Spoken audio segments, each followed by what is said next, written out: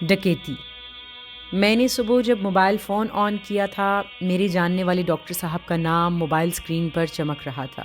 میں نے call receive کی اور خوش دلی سے ڈاکٹر صاحب کو مخاطب کیا۔ ڈاکٹر صاحب ہمیشہ پرجوش، زندگی سے بھرپور آواز میں گفتگو کا آغاز کرتے، لیکن آج مسئلہ الٹ نکلا۔ ڈاکٹر صاحب نے جیسے ہی میری آواز سنی، روتے بلکتے چیخیں مارتے ہوئے بولے، پروفیسر صاحب میں مر گیا، برباد ہو گیا، لٹ گیا۔ میری ساری زندگی کی کمائی ڈکیتوں نے لوٹ لی، میری ساری دولت چوری ہو گئی، میں کنگال ہو گیا، میں مرنے والا ہوں، خدا کے لیے میری مدد کریں، بتائیں میرے چور کون ہیں جنہوں نے میری ساری زندگی کی کمائی لوٹ کر مجھے آسمان سے زمین پر دے مارا ہے۔ ڈاکٹر صاحب خود پر ہونے والی ڈکیتی چوری کو اونچی آواز میں رو رو کر سنا رہے تھے، مدد مدد پکار رہے تھے۔ ڈاکٹر صاحب خود پر ہونے والی ڈکیتی چوری کو اونچی آواز میں رو رو کر سنا رہے تھے، مدد مدد پکار رہے تھے۔ مجھے فون کرنے کا مقصد یہ تھا کہ میں ابھی ان کو چوروں کے نام بتاؤں اور یہ جا کر اپنی رقم واپس حاصل کر سکیں۔ ہمارے معاشرے کا یہ المیہ ہے کہ بہت سارے لوگوں کے گھروں میں جب چوری ہوتی ہے تو بابوں کا رخ کرتے ہیں کہ بابے اپنے جنات بھیج کر ابھی ان کی چوری شدہ رقم واپس کروا دیں۔ اس غلط فہمی کی بنا پر ڈاکٹر صاحب مجھ سے چوروں کا نام اور پتہ پوچھ رہے تھے۔ میں ڈاکٹر صاحب کو پچھلے 20 سالوں سے جانتا ہوں۔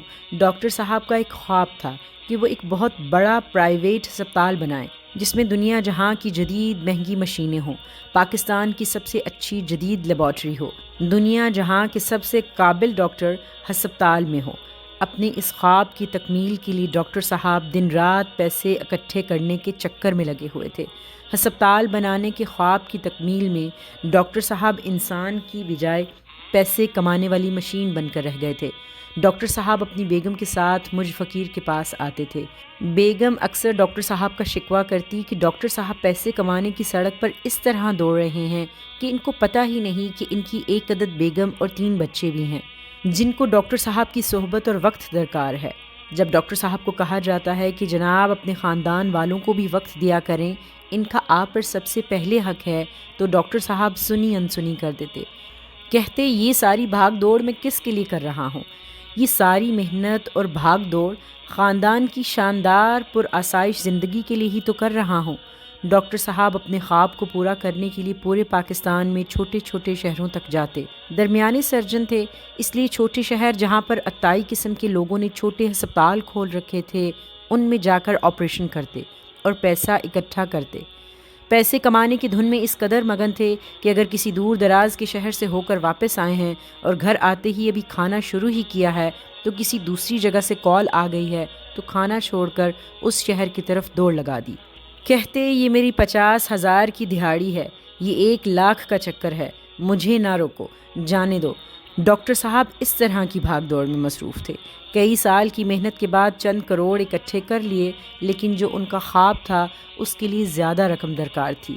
اب ڈاکٹر صاحب کو کسی نے مشورہ دیا کہ آپ کے پاس جو پیسے گھر میں بیکار پڑے ہیں ان کے پرائز بانڈ لے لیں، تاکہ بڑے انعام نکلنے کی صورت میں یہ چند کروڑ ڈبل ٹرپل ہو جائیں گے۔ اب ڈاکٹر صاحب نے 7 کروڑ روپے کے پرائز بانڈ لے کر گھر میں رکھ لیے۔ بینک میں پیسے اس لیے نہیں رکھے کہ لوگوں کو پتہ نہ چل جائے۔ گھر میں ڈاکٹر صاحب نے ایسا بیڈ تیار کرایا جس کے نیچے بڑے بڑے دراز بنوائے۔ اب ان درازوں میں بانڈ رکھ کر بیڈ کے اوپر بستر لگا کر سو جاتے۔ اس راز کا صرف بیگم کو پتہ تھا کہ ڈاکٹر صاحب کی کل کمائی ان کے بستر کے نیچے ہے۔ مجھے ہر ماہ فون کرتے کہ میں کون سے نمبروں والے بانڈز خریدوں تاکہ انعام لگنے کے بعد میری دولت کا خزانہ دگنا تگنا ہو جائے۔ ڈاکٹر صاحب دنیا و ما فیہا سے بے خبر دولت اکٹھی کرنے کی ہوس میں اندھے ہو چکے تھے، کیونکہ ڈاکٹر صاحب کو بڑی رقم درکار تھی، اس لیے یہ کسائی کا روپ دھار چکے تھے۔ اگر کسی مریض کو عام پیٹ درد ہوتا تو یہ ان کا بھی اپینڈکس کا آپریشن کر دیتے۔ سینکڑوں صحت مند لوگوں کے پتے نکال چکے تھے کہ مریض بیچارہ ڈاکٹر صاحب کو مسیحا سمجھ کر آیا، یہ جان بوجھ کر اس پر موت کا خوف طاری کر دیتے کہ اگر فوری اپینڈکس یا پتے کا آپریشن نہ کیا تو زہر اندر پھٹ جائے گا۔ زہر اس قدر خطرناک ہے کہ چند منٹوں میں ہی زندگی سے ہاتھ دھو بیٹھو گے۔ مریض بیچارے زیورات زمین بیچ کر فوری آپریشن کی رقم جمع کراتے۔ اس لوٹ مار میں ڈاکٹر صاحب نے یہ بھی نہ دیکھا کہ کوئی یتیم، مسکین، بیوہ، غریب، لاچار ہے، انہوں نے اس طرح سب پر چلا دیا۔ اپنی اس بے رحمی کو آرٹ قرار دیتے کہ لوگوں کی خدمت کر رہا ہوں اور جو پیسے اکٹھے کر رہا ہوں اس سے بڑا ہسپتال بنا کر زیادہ لوگوں کی خدمت کروں گا۔ دولت اکٹھی کرنے کی ہوس میں ڈاکٹر صاحب اندھے ہو چکے تھے۔ اس طرح کے مریض ہمارے معاشرے میں بکھرے ہوئے ہیں جو دولت کے حصول میں اندھے ہو کر لوٹ مار کرتے نظر آتے ہیں۔ ڈاکٹر صاحب کی اس لوٹ مار میں پتہ نہیں کسی مجبور بے بس مظلوم کی ڈاکٹر صاحب کو لگ گئی کہ ساری زندگی کی کمائی کسی نے لوٹ لی۔ رات میں ڈاکو آئے، انہوں نے جب بیٹے کی گردن پر پستول رکھا تو بیگم چیخ پڑی کہ پیسے بیڈ کے نیچے ہیں۔ ڈاکٹر صاحب اس وقت کسی مریض کا پیٹ پھاڑ کر پیسے بنا رہے تھے، جبکہ اسی وقت ان کے گھر میں ڈاکو ان کے بیڈ کو پھاڑ کر ڈاکٹر صاحب کی زندگی بھر کی کمائی لوٹ رہے تھے۔ قدرت کا نظام بہت پراسرار ہے کہ یہاں پر جو کرو گے، جو بیج کاشت کرو گے وہی واپس آئے گا۔ ڈاکٹر صاحب نے جس بے رحمی سے لوگوں کو لوٹا، قدرت نے اسی بے رحمی سے ایک ہی رات میں ڈاکٹر صاحب کو کروڑ پتی سے ککھ پتی بنا دیا۔ ہم اس مادیت پرستی کے طلسم میں غرق، دنیا میں دولت کے حصول میں اندھے ہو کر لوگوں کو لوٹنا شروع کر دیتے ہیں، اور یہ بھول جاتے ہیں کہ کائنات کا مالک کھربوں درختوں کے گرنے والے پتوں سے بھی باخبر ہے، تو تمہاری لوٹ مار کو کیسے بھول سکتا ہے؟